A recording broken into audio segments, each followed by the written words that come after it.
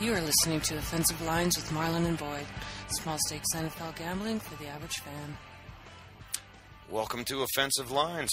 I'm Marlon. I'm Boyd. Sorry. Hey.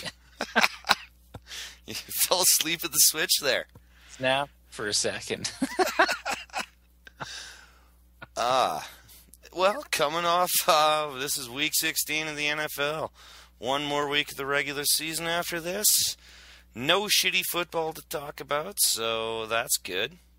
Yeah, Saturday won't be shitty football because they basically had 6 days off. It still might be shitty football because the Lions are giving up. But, yeah, it can't be blamed on the short week anyway. They're just a bad football team. The only thing worth watching in that game is to see how many yards Calvin Johnson gets.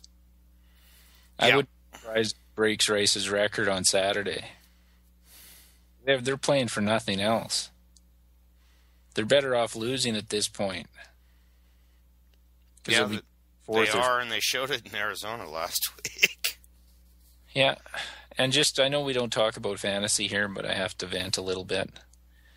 I started Stafford, and I outthought the room by picking up the Dolphins D against Jacksonville.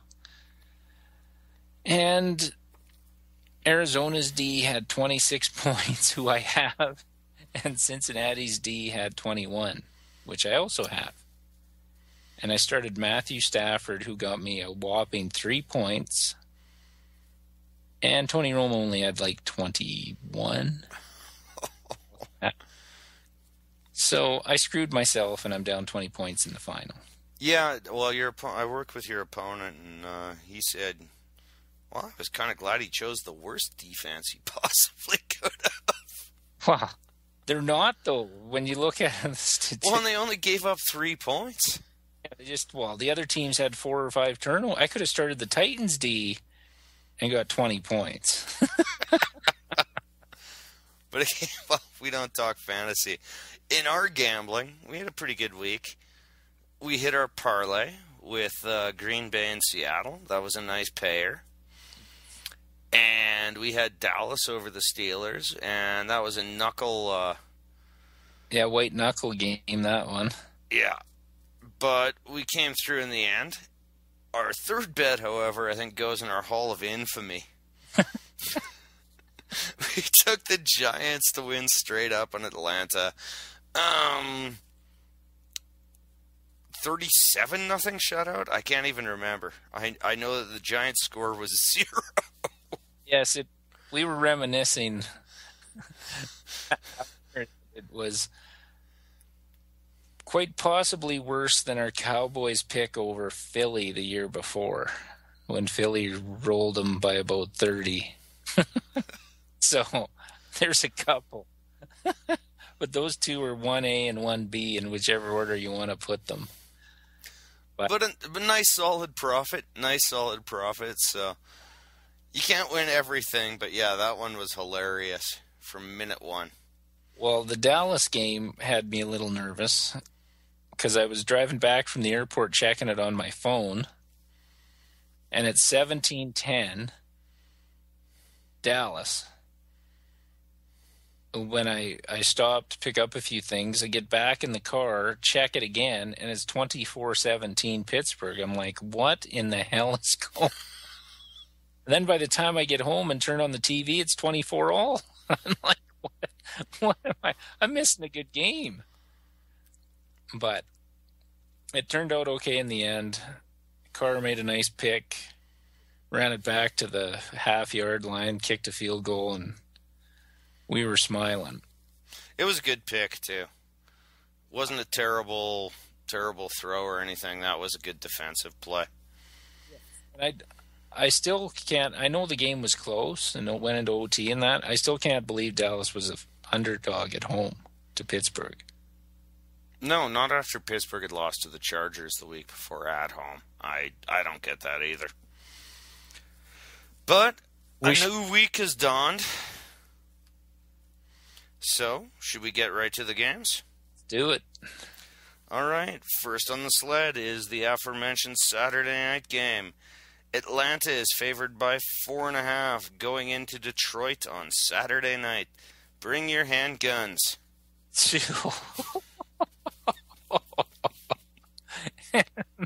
Why is that?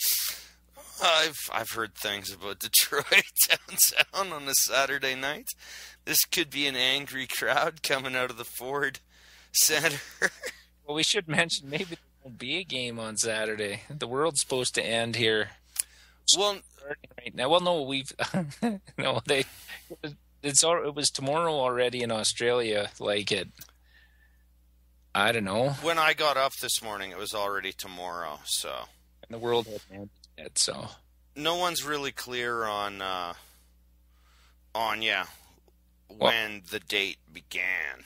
So East Coast time, we're into it. I mean, it should be happening. yeah, and to the Mayans' credit, there probably weren't time zones back then. No one had gone to Greenwich Mean at that stage. So, bring your guns could mean a lot.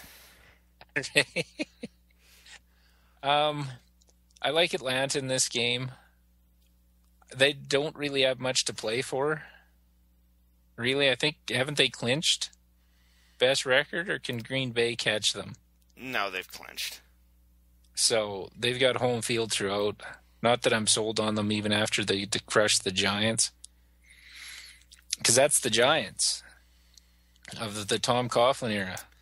Yeah, they wait till the last minute. But everybody thought they turned it around, won a couple of games in a row. Oh, Giants are back, blah, blah, blah. And they get blown out. So I think they can take Atlanta straight up and take Detroit with the points. But we don't bet it. Oh, hell no, not with Detroit. No. Even though they're better at home. Like, they're pretty spirited at home. They haven't been blown out at home this year. Played Green Bay tough at home. Houston tough at home. And always just shot. Like, they could be a 500 team, realistically, if things broke better for them. Lost on the last, played Indy. Texans beat them in overtime. Green Bay beat them by a touchdown late.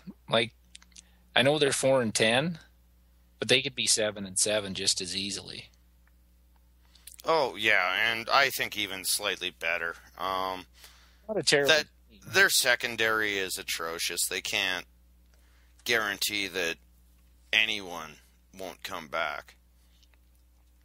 But we've had terrible luck with them, and again last week, when you can't beat Arizona, in fact, when you get a drubbing by Arizona right now,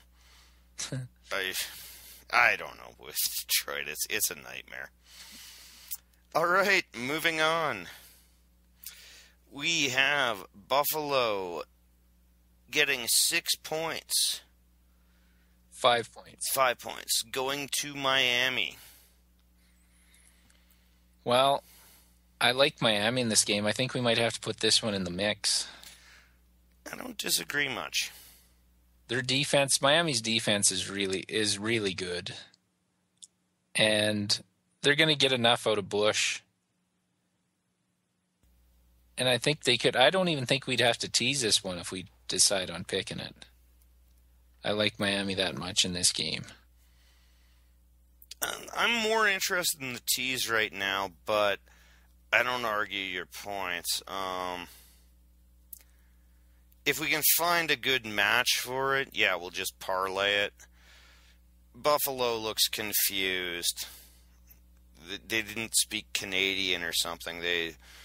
That Toronto game was hilarious. Well, didn't I mention last week that they give up home field advantage by going to Toronto?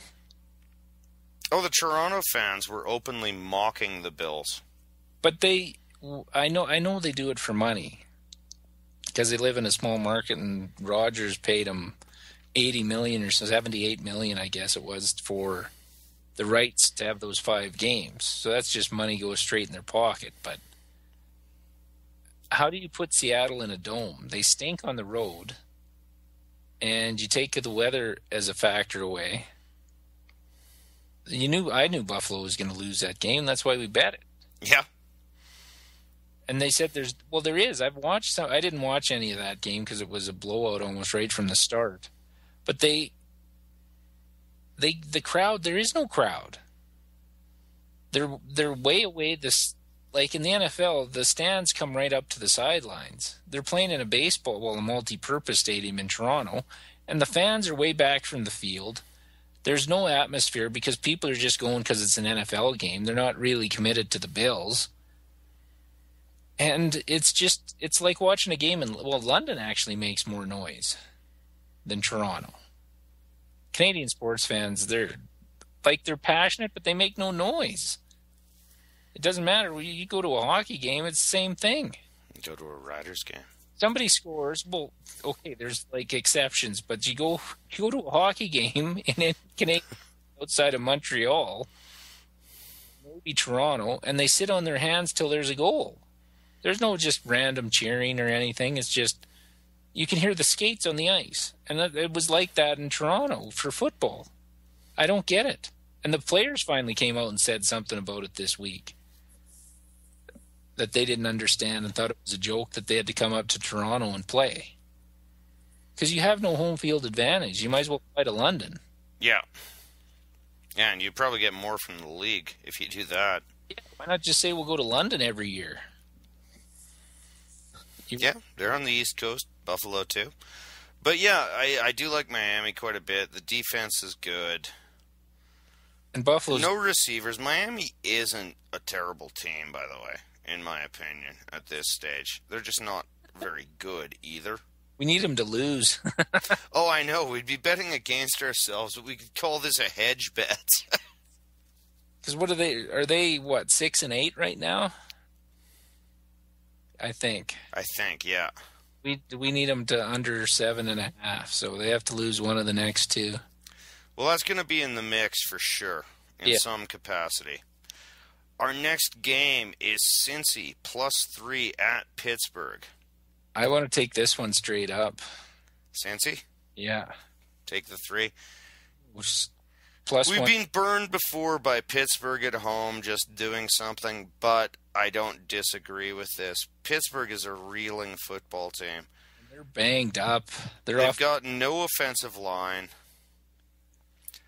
One of the touchdowns they got on Dallas, it was nothing but Roethlisberger running around for a full 10 seconds. Like they actually put a watch on it at real time, and he got to run around back there as only Roethlisberger can do for 10 seconds before he hit it for the touchdown. Embarrassing for Dallas, yes, but that's what Pittsburgh has come down to. Roethlisberger's calling out. I mean, maybe Pittsburgh will rally with the nobody believes in themselves, and I'm definitely not sold on any Marv Lewis team, but I don't mind this. Like, the payout is good. We're getting +150 on it, right? And +100 on the +3 even. So maybe that goes into our parlay with Miami. We'll decide that at the end. Yeah, it's in the mix, but I was kind of looking at that one the same way as you. I'm not guaranteeing this one. I'm not that comfortable with it, but I think our price is excellent. I think we're getting value, and I think Cincy finally wins in Pittsburgh. Well, if Cincy wins this game, the game against Baltimore the next week, I believe, would be for the AFC North title. If I'm not mistaken. They're one game back of Baltimore. And a win over Baltimore in Week 17 would put them 1-1 in the season series. And I think Cincinnati might have the tiebreakers. And Baltimore isn't intimidating anyone either. No, It's not like Cincy would be stealing something and thinking, oh, we're just going to get crushed. Cincy has every right to believe that they are as good as Baltimore, really. And here's another thing in our favor. Cincy's 5-2 on the road. That's an interesting number. I wasn't aware of that at all. No, I think this is a strong candidate for a money line bet. And if not, it's certainly in the mix. If Baltimore wins, they're home. They'll win the division if they win this week. What Cincy does? Yeah, but Cincy wants to come in hard. I think Cincy has a strong chance of being a playoff team here. So do I, but I'm just saying that if it's not, that game could be meaningless the following Sunday. Because their division record is 1-3, Cincy. Baltimore's 4-1, and conference record, Baltimore's 8-3, and Cincy's 5-5. So after head-to-head, that's how they break it down. So does Pittsburgh have anyone who can cover Green in the secondary? Healthy? I don't think so. I'm putting it more on their offensive. I think they put another couple of guys on the IR this week too. So in Pittsburgh. So they're just beat up. And again, I mean, it was a miraculous play by Roethlisberger, but that's about all they've got right now. And their running game is a disaster. Well, and their punt return, their receivers aren't playing that great either. They're dropping balls all over the place, fumbling kick returns, and it looked like he was gone. Was that Wallace on that punch or kick return? It was Wallace. It's Sanders, I think. He was gone. Somebody swatted at the ball, and he's like, "Oh, I guess I left that 4 yards back." And he had a lane. He was gone. I'm like, okay, because the camera didn't even realize he'd fumbled at first. And it kind of pans up to where he is, and then it's like, oh, there's a scrum back here. I guess the ball's out. So, yeah, I like Cincinnati a lot in that game. Yeah, I'm willing to take a shot at it for the money. I seriously think it's a money line bet. Is our best shot? Don't chain it to anything else. Just bang the money. Yeah. Okay. Next game up, we have Indianapolis minus a mere 7 at Kansas City. I'm not betting this game with anybody else's money, let alone our own, but Indy both ways. Okay, why don't you want to bet this? Because I'm not against betting this. Yeah, the price isn't that great. Kansas City's kept some teams close at home, and Indy isn't the greatest road team. I don't know. It's just, I'm sure there's something better out there. If they're back to it. Houston only took the backdoor cover. No, I know. With like a last-second field goal in that last game. Indy went into Houston and acquitted themselves pretty damn well against a really good football team. Kansas City is not a really good football team.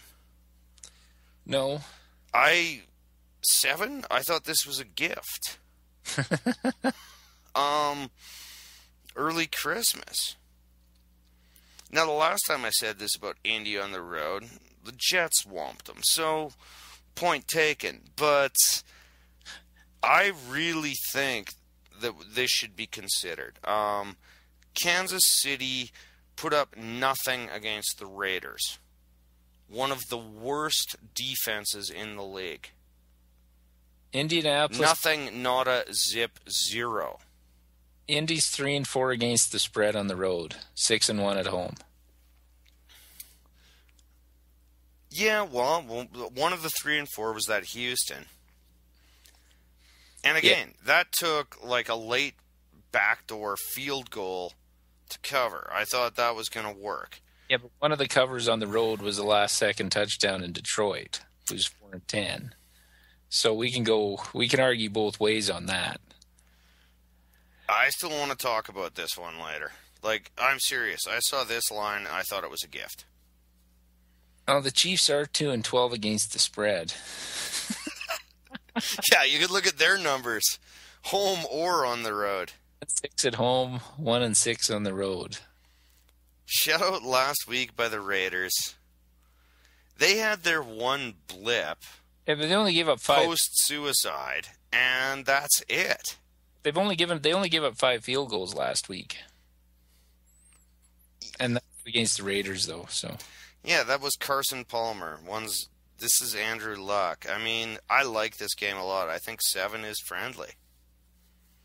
yeah, well, we keep it in the mix. See if we get something else. Because I think pretty soon we're running into a lot of stayaways, but I could be wrong. Atlanta and Houston are number 1 for against the spread. Maybe not. 4-3 and 4-2 and 1. No, maybe not. I was looking at actual records, 2-12. Sorry. Okay. But they are against the spread. They're Kansas City's 3-4 at home against the spread and 2-5 on the road. I still don't mind it, and Indy's still fighting for a wild card here, you know? It's not off the table. Pretty much. Like, I'm pretty sure they're going to win this game. I'd be more confident if they're playing in Indy. I'd even take 10. I'd almost take 10 on KC here. What, you think Kansas City is going to rally to save Romeo's job? Have you seen... Kansas City had 18 yards of offense in the first half against the Raiders. 18. Yeah. They had a spirited second half comeback to get to 109 yards of total against the Raiders, and that Raiders defense sucks. Well, I think Kansas City might have just as good a chance at trading Quinn as the Jets do of trading Sanchez. Oh, I know. Arto's hilarious. Anyone? Yeah. Please. Why don't you absorb these? Well, especially with Sanchez. Why don't you pay $8.5 million for him, knowing that you can sign him for $2 million as soon as we cut him, and give us something in return? What sort of delusional world are the Jets in? We'll try and stop them. Well, latest? Rex Ryan would be open to bringing in Michael Vick if the Eagles cut him. He doesn't want to coach in the NFL, does he? Well, I don't know. I heard that. I think that was more just some New York writer going. I don't even believe that Rex ever said anything of the sort. Well, when he's playing in New York next year. Yeah, maybe he did, maybe he didn't, but I don't believe it at this stage. But I want to keep that game in the mix, so moving on, the Indy game, because I really like that 7 points. I'm not vetoing. I'm just cautiously optimistic on that one. Okay. Our next game is Minnesota plus 7.5 at Houston. This is a stay away. I like if you're in a pool, take Houston to win it and Minnesota to cover.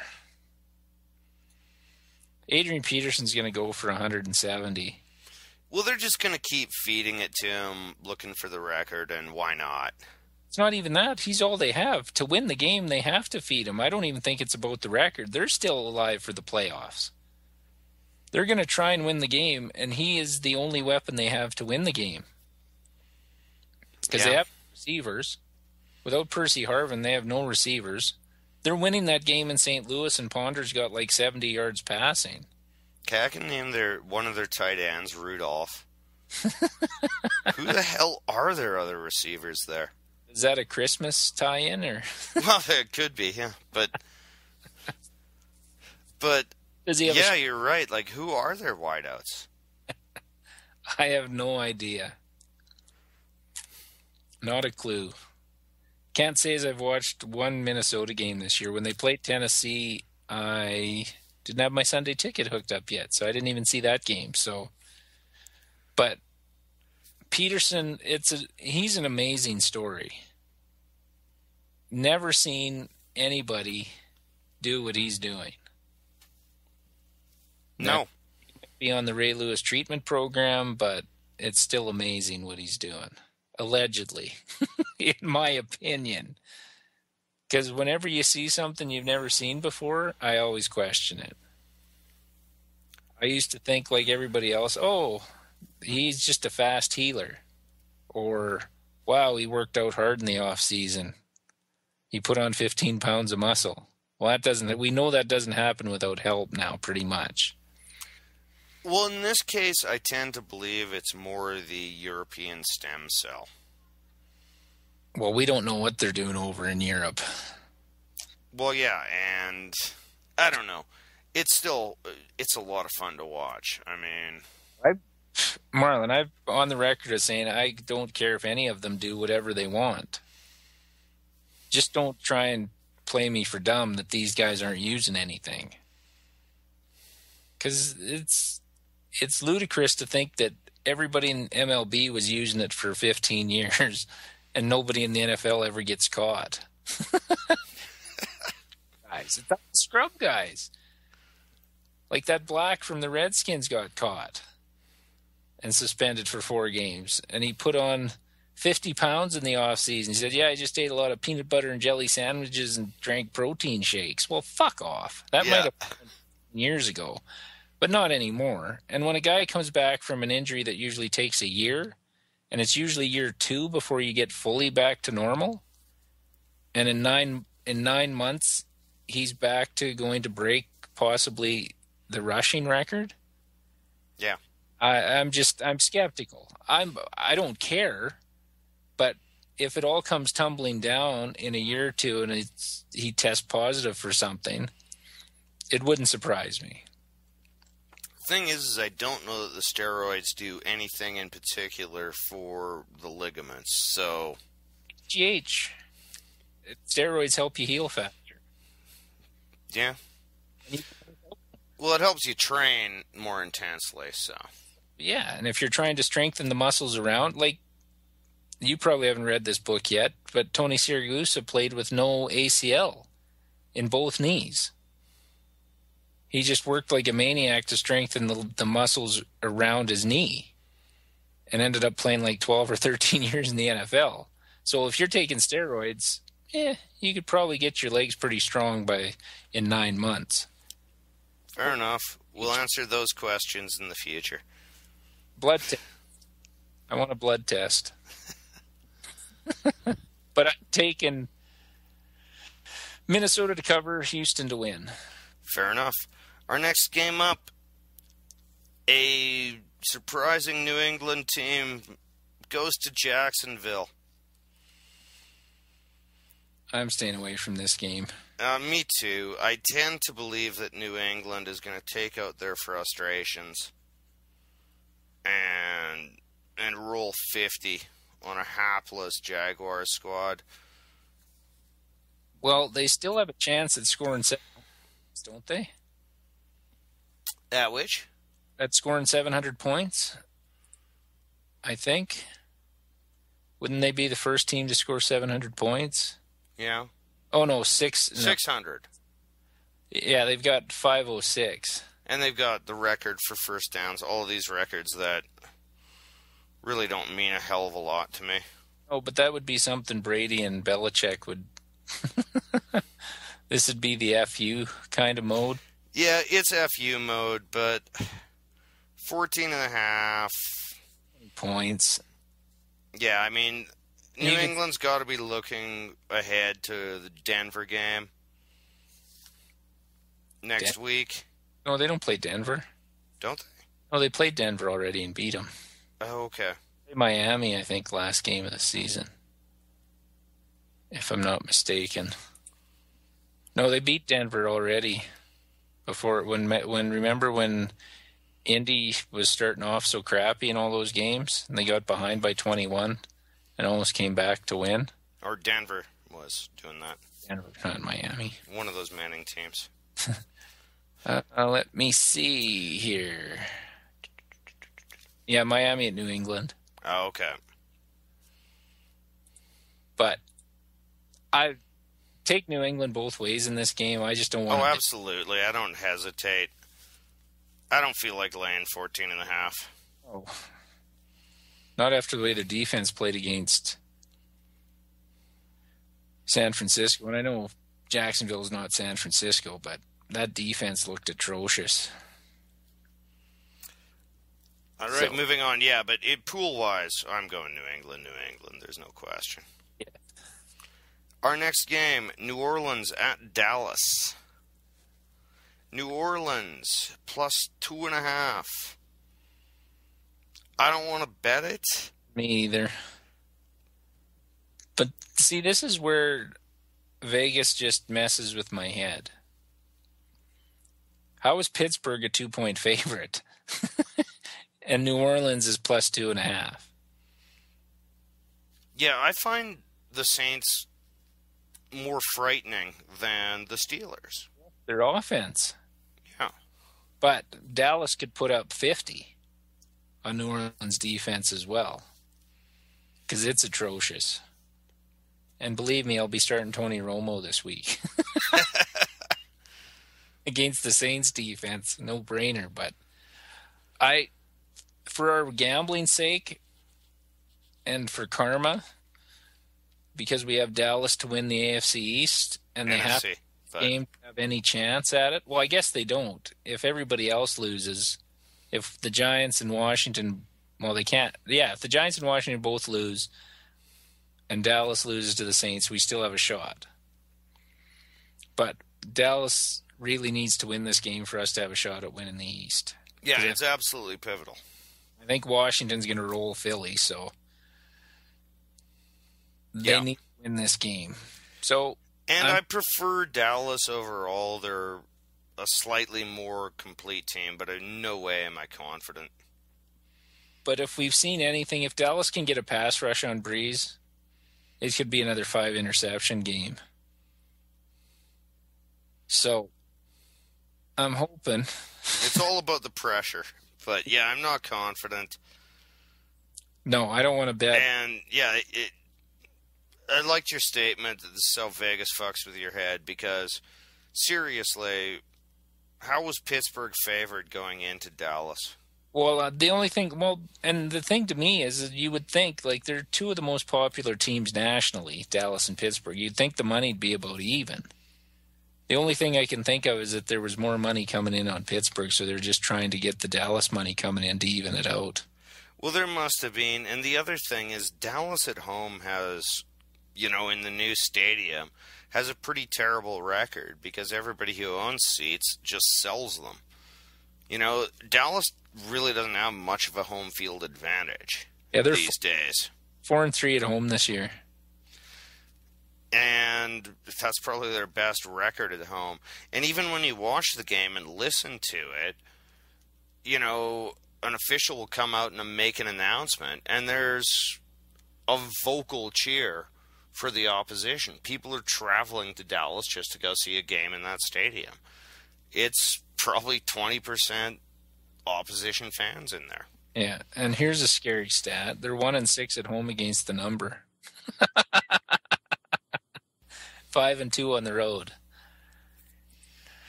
And I guess that 1-6 was last week. Hey, way to pick 'em, buddy. All right. Win. They're finding a way to win the close games. They won that one in Cincinnati. Made a play to win the game against Pittsburgh. They may be peaking at the right time, I'm hoping. Maybe, but all they had to do was beat the Giants in week 17 last year to make the playoffs and take the Giants out. They couldn't do that, so could just be part of the giant Dallas tease. That could be too. Which means they win this week to keep the tease alive. Cousin Sal said on Simmons. Yeah, Dallas will win their 3 games before Washington, then lose by 20 in Washington. So we'll have to wait and see. Indeed. Next game up, Oakland at Carolina. Oakland's getting 6.5. 8.5. 8.5, sorry. This just stay away. 2 terrible teams. Yeah, take Carolina both ways. Don't waste your money on it, though. Just use it in your pools. Yep. Oakland's awful. And the the word out of Oakland is Terrell Pryor's going to see a fair amount of action if anybody remembers who he is. Supplemental draft pick. Yeah, they gave up a third rounder to draft him. He hasn't seen the field, I don't think. 4 snaps, I believe I heard. So they're going to play him on a bunch of third downs and other packages. So go with Cam Newton here. And for all my shit talk about Cam Newton and everything, his numbers are both the same as they were last year. So he's having a decent year. He's just on a crap team. Yeah, don't write him off yet. Saddled with a bad coach and not much talent around him. So he still might be good, but when you have a decent quarterback with bad coaching, we saw what happened to Alex Smith having Harbaugh or all the other idiots. Coaching makes a huge difference to these guys. And Newton hasn't got it. Rivera's a defensive coach. If they they have set up the offense, but he doesn't have the talent like if you put Cam Newton in San Francisco, they'd be the odds-on favorite for the Super Bowl. Yep. No, I don't disagree with that. I don't understand why Carolina just kept on stockpiling running backs when what he needed was someone opposite Steve Smith. Yes. Like, it makes no sense to me. All he needed was a good, solid route runner on the opposite side, so when they tripled Smith, like they seem to a lot, that he'd have another outlet. It's crazy. Like, what did Smith have last, 4 catches for 46 yards last week? Yeah, and he's not Calvin Johnson. You can't just throw it up and he goes and gets it. Well, no.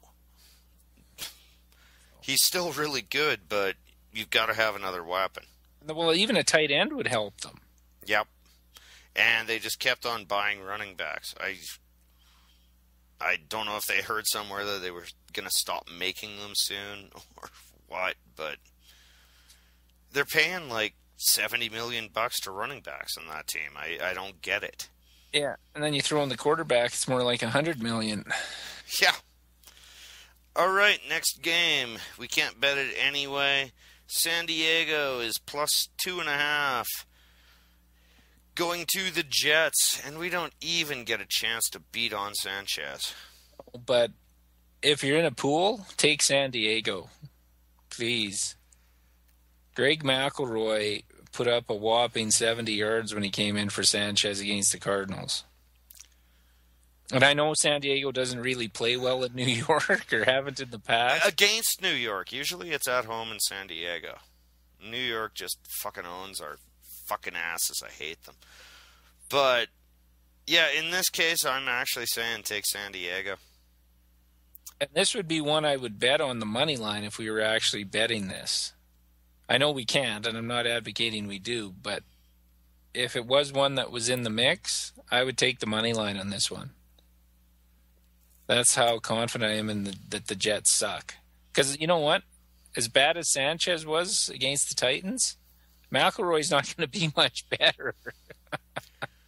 If he was, he wouldn't have been third string. He'd have been second string behind Sanchez. Well, did you actually watch any of the Tennessee Jets game? Well, that was the worst display of football all year. I only, Shelly and I were watching other stuff on TV, and when something would end, or whatever, we'd be on the game, and it was sickening. Like, I've never heard Captain Positivity in the Monday Night Booth, John Gruden, go that bananas about how terrible a team was, like he was going on the Jets.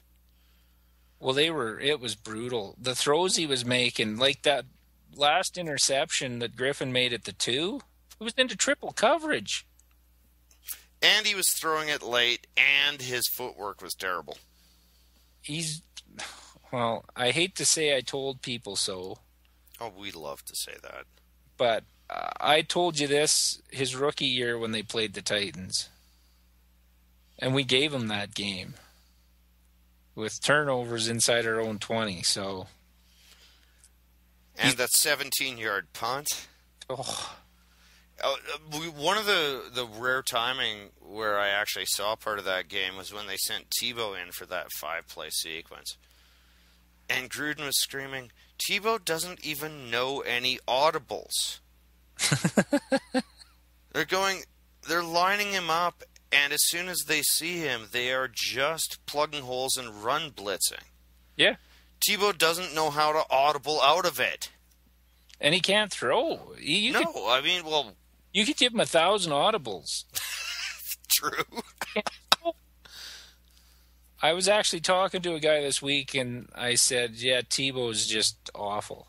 Oh, why does everybody hate him? I said, I don't hate him. He may be a great guy and a Christian and all that crap, but when it comes down to it, he can't play quarterback in the NFL. He's a great athlete. I've got nothing against that. But turn him into a position where he can use that athleticism. Because tight end, fullback, one of the two. I don't care what it is. Not a quarterback. He could be a better linebacker for his size and speed than anything. But what I saw, that was one of the worst football games that maybe has ever been aired. And I don't think he's going to have to ask for his release at the end of the year. I think they're going to... Yeah. That was one of the funniest things after that game. It came out when he got passed over when Sanchez got benched. And it's like, yeah, if McElroy starts the last 2 games, Tebow's going to ask for his release or a trade. And it's like, well, I don't think you'll have to ask. It's clear that you're not going to be around next year. They're not going to pay $2-3 million or whatever they paid him to be a quarterback and play 5 plays. Well, another funny part of that, too, was at the very end, Rex Ryan was waddling off the field 15 yards ahead of everybody, and they had the camera, and all he was saying, and there was no one around him. It wasn't like he was talking to anyone. All it was, fuck, fucking mother, fucking ass, fuck. It was great. It was. I was watching that, and I had to watch the train wreck because it was my team. Oh, I know. And it was the worst display of football that I've watched this year out of both teams. Like Tennessee, why, if the quarterback you have starting in a tight game, you're not confident enough on 3rd and 10 to throw the ball, he shouldn't be your quarterback. If you're running so he can get 7 yards and you've just, okay, if he happens to get the first down, we're happy. If not, we'll just punt. I don't get what you're trying to accomplish, but we can get into more to that when we get to Tennessee's opponent this week. Okay, but yeah, I mean, it sounds like I had excellent timing. In the 4 minutes I watched the game, I got great comedic entertainment. Although the one pick on Sanchez was a nice pick. We made one nice play on a pick along the sidelines, but I didn't see it. The other ones were bad. And I watched the Chris Johnson run. Was actually live for that, and I'm thinking, yeah, where the fuck were you in the rest of my fantasy season, a-hole? Anyway. The one thing that worries me is San Diego's O-line might as well not be there. They're ghosts. You can run right through them. Well, the Jets don't really have much of an offensive line either, so I'm not too worried that San Diego's going to win this. This is a classic case of 2 terrible teams. Don't put any of your money pool playing. Yeah, I'm leaning towards San Diego. And if you're in fantasy, take San Diego's defense. They might surprise you. Could be a lot of picks up for grabs again. 2 terrible teams. Coming up next, we have the Rams +3 going to Tampa Bay. I say stay away from this one, too. You know, we were doing all right with these teams early in the season. We can't figure them out lately. This is total stay away. I can't figure either of these teams right now. No, Tampa, well, they're both out of the playoffs. Brian Cox attacks a player on the field. That was funny. I saw that highlight. I was like, yeah, that sounds like Brian Cox that I used to know. Yeah. Yeah. Remember the Buffalo game when he came out with the double fingers when he was the Miami player? Yep. Double middle finger to the crowd. just, I believe it was an extra point where he just took off his helmet, threw it into the ground, and stalked off the field. I didn't even know he was coaching, to be honest. Pardon? Didn't know he was coaching. Neither did I until he attacked the player on the field. I saw the clip with no sound. And then I saw it again the next day, and they're saying, yeah, Brian Cox shouting. I'm like, what? Well, you assume the player is a hothead and gets into it. You don't generally expect the coach to initiate the assault. No. I wish it would have went Kevin Gilbride, Buddy Ryan. And they started throwing punches. Oh, that would have made it better, but it was still pretty good as it was. It's good comedy. Really good. One of my favorite highlights of the week. And yeah, I saw the clip and I had no idea it was Cox until I read about it later. And I'm going, really? You just don't expect it. And you see it more in baseball than you ever do in football. But, yeah. But again, you don't usually expect the, I suppose, the white-collar guys to attack the blue-collar guys on a football field. No. But I say stay away from this game money-wise, but I'm probably going to split it because I have no idea. I think that's a reasonable response. Okay, after as you described it, one of the worst displays in football, the Titans are getting 13 going into Green Bay. I think I'm going to split this one too, to be honest, and not just because I'm a Tennessee homer. I have actual stats to back this up. All right. Tennessee's defense in the last 6 weeks, top 5 in the NFL. Points, yards, everything. They're top 5. You play anybody good in that sequence? Who did we play? Well, why'd you have to go and ask that now?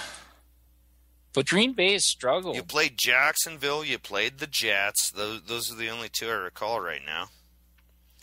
You played Miami. Yeah. Played Indy. Okay, that's acceptable. Played Houston. That's acceptable.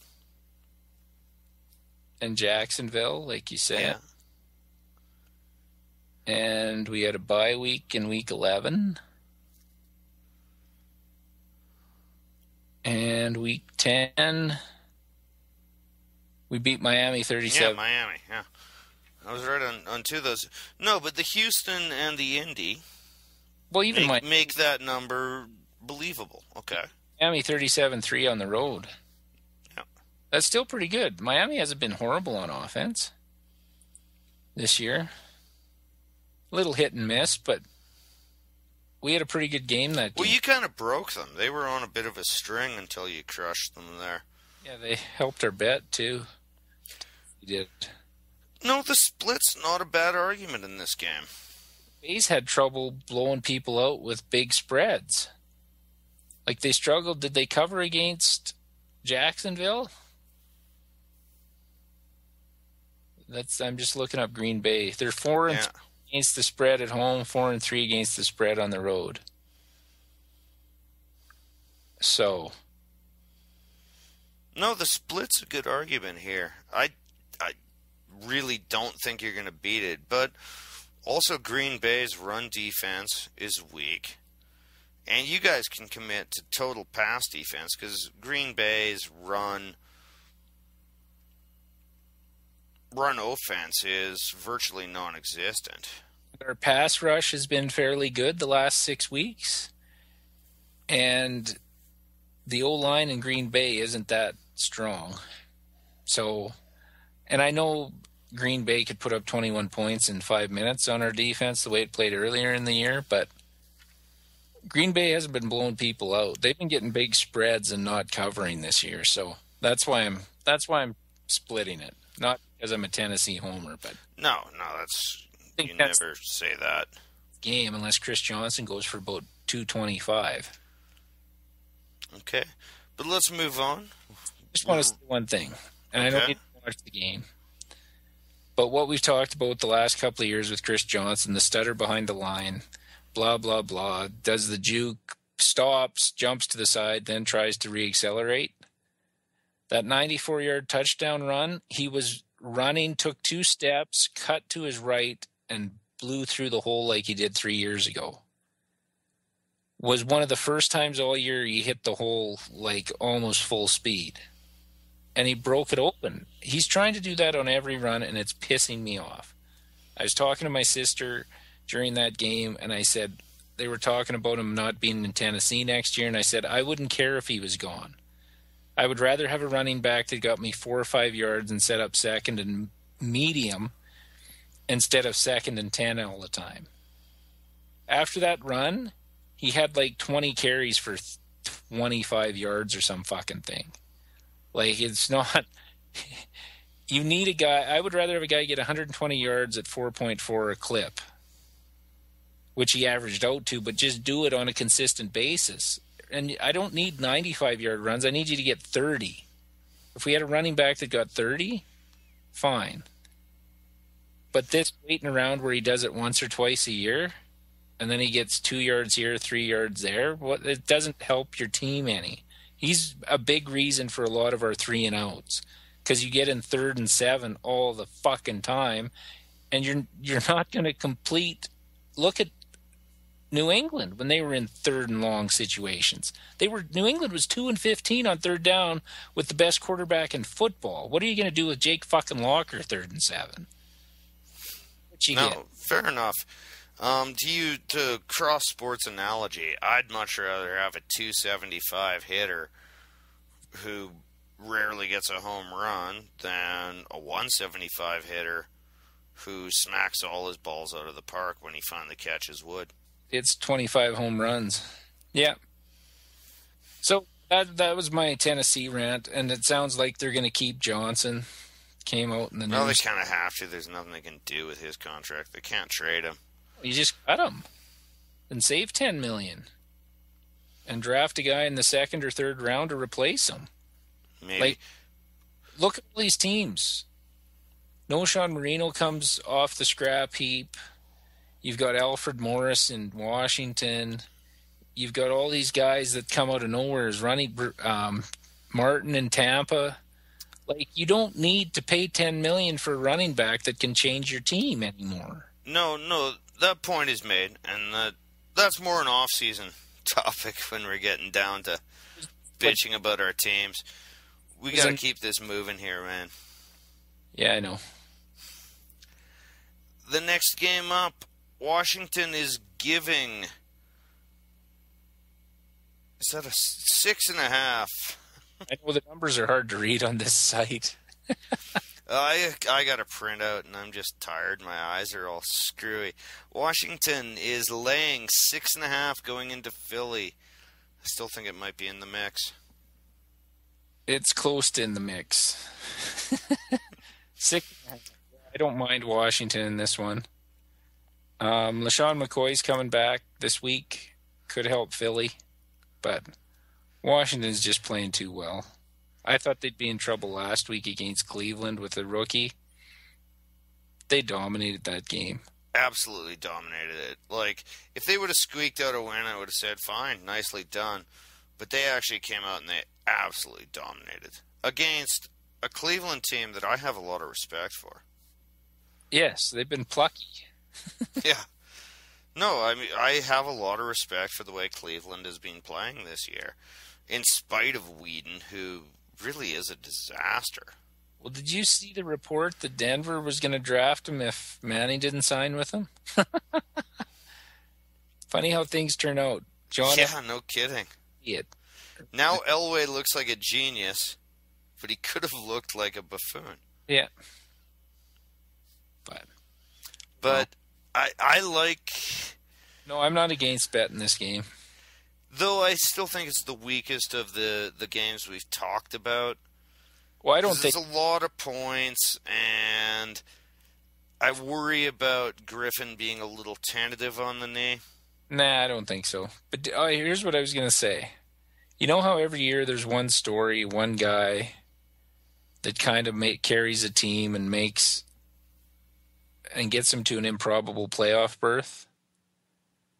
Yeah. It's the year of Griffin.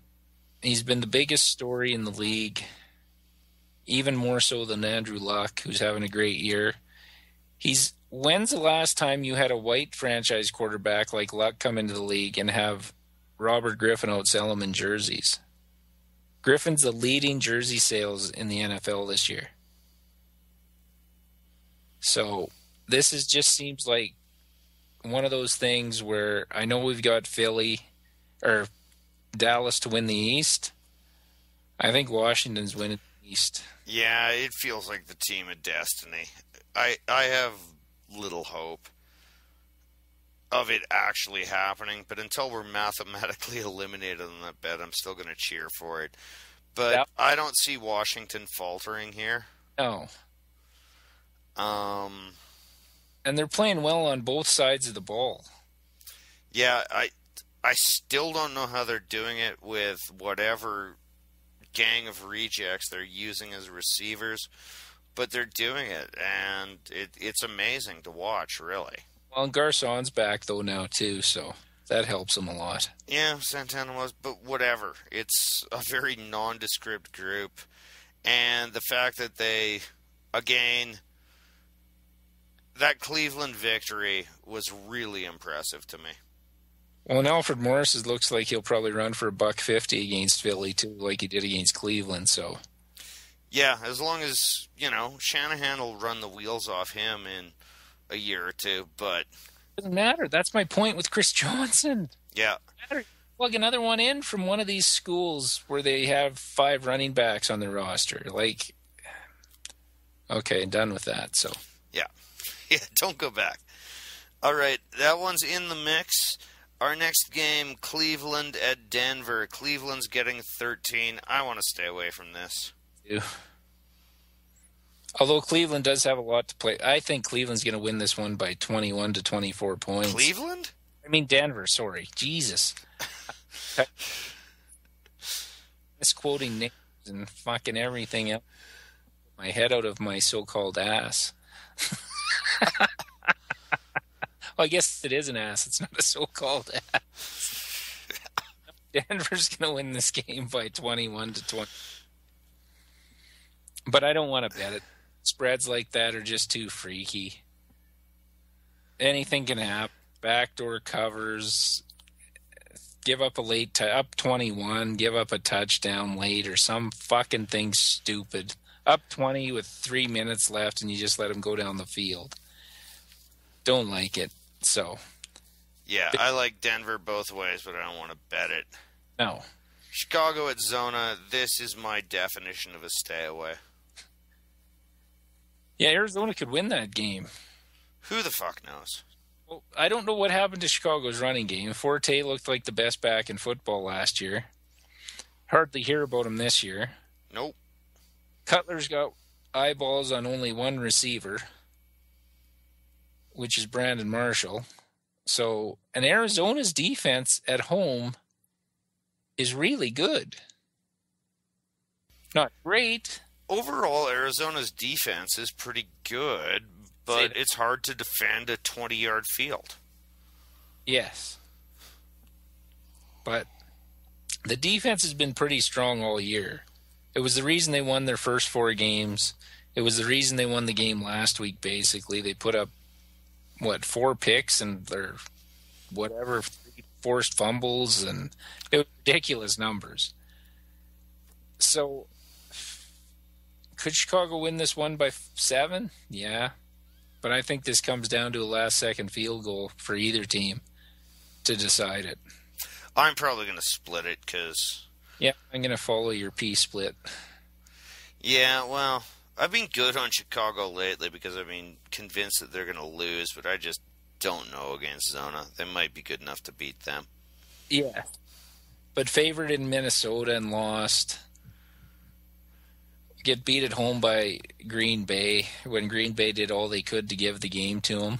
Oh, yeah, let's talk about the Green Bay attempting the Music City Miracle. With an 11-point lead, a defense that has made one mistake against Chicago, which was putting a linebacker on the aforementioned Brandon Marshall. The only receiver you can look at. Yeah, let's put a linebacker in a soft zone on him. At the 20. Yeah, with a big cushion. But yeah, that was the only good play by Chicago. So yeah, now's the time to try the crossfield lateral. Fuck. I thought that was going to cost us money. It would have if they would have scored a touchdown. Yep. It would have cost us our Seattle Green Bay parlay. And then I'd have felt like a tool because I said, no, we're not teasing it. Oh, no. You were totally right on that call, dude. That was the perfect call, and it was only just lunacy by Green Bay. Giants at Baltimore. I'm staying away. Yeah, me too. And I'll probably split this one as well. I don't know who's showing up for either team. Like you said at the start, we picked the Giants to win last week in Atlanta, and they just got fucking stomped on. I don't know which team's showing up. No, based on their play right now, neither team is particularly good. They're both mediocre squads. And Ahmad Bradshaw and Justin Tuck didn't practice again today. Yeah. Which is huge for... The Giants aren't the same without Bradshaw in there. And I'm not saying they would have won the game in Atlanta last week with him in, but he makes a difference for that offense. So I just don't know what's going to happen in this game. Ray Rice, I don't know how he's not more involved. Their defense is old. Like I could go down the list and name 6 things about each team that could convince you to bet the other way. So stay away. Flacco's a joke. If anybody wants a quarterback, and he may end up in Arizona, Flacco won't be back in Baltimore next year. Gone. They would have signed him if they were that in love with him in the off season. He could turn into the next year's Alex Smith. In the right situation, maybe. They'll keep him until... I've never been sold on him, though. No, you never have. And haven't been too wrong on that one. All right, final game of Christmas Eve. San Francisco is laying 1 going into Seattle. I want to watch it. I don't want to bet it. I picked Sunday when Evil Marlon and I were watching the San Francisco-New England game. He asked me what I thought the spread would be in Seattle. I thought Seattle would be favored by 1.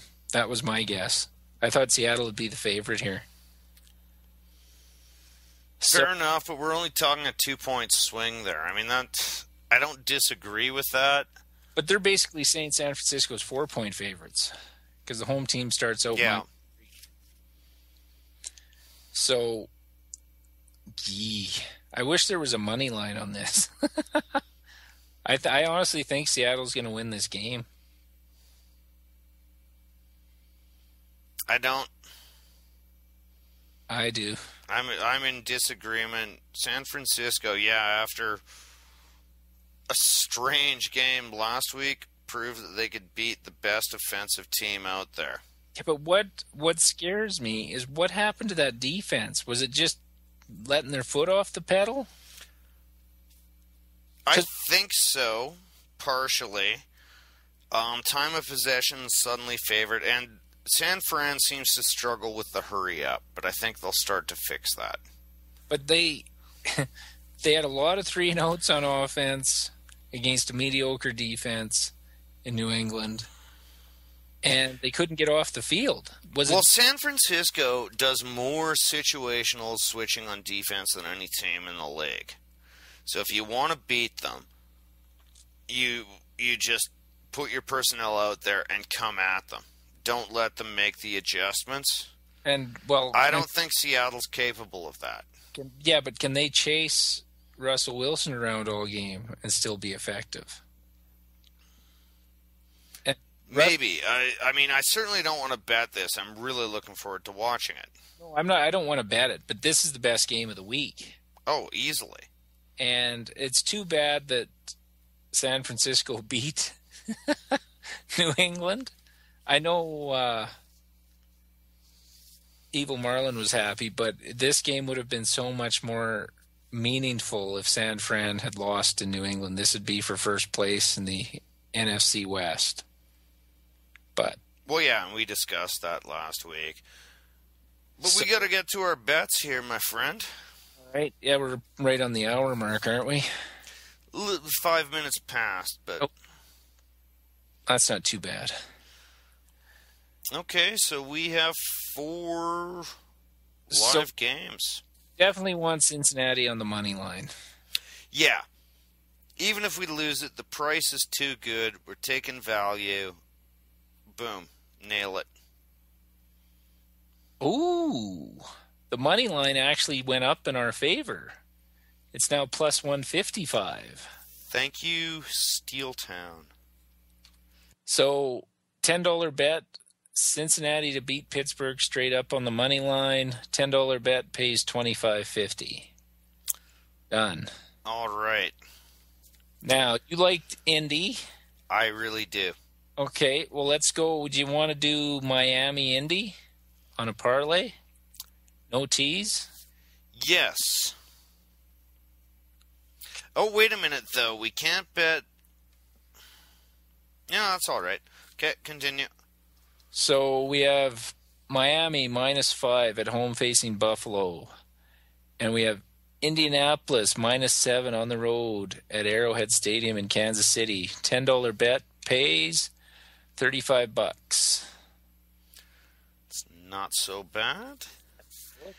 And the final game we talked about is Washington, which we're just going to have to lay our money for a $10 19.10 because the money line is closed.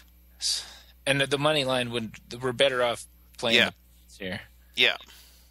So $10 bet pays $19.09. And we are done. So I don't think I have anything else to add. We'll just give you the information on where you can check us out. You can check us out. You can listen to the podcast on YouTube. Just search for the channel Offensive Lines. You can listen to it on iTunes or download it. Just search Offensive Lines. You can listen to it on our website, offensivelines.ca. You can follow us on Twitter for any updates that we post on the website or new podcasts. It's at Offensive Lines, or you can check us out on facebook.com/Offensive Lines. And if you want to email the show, it's offensivelines@shaw.ca. I'm Boyd. I'm Marlon. Merry Christmas, all. Enjoy some football, some liquor, some good food.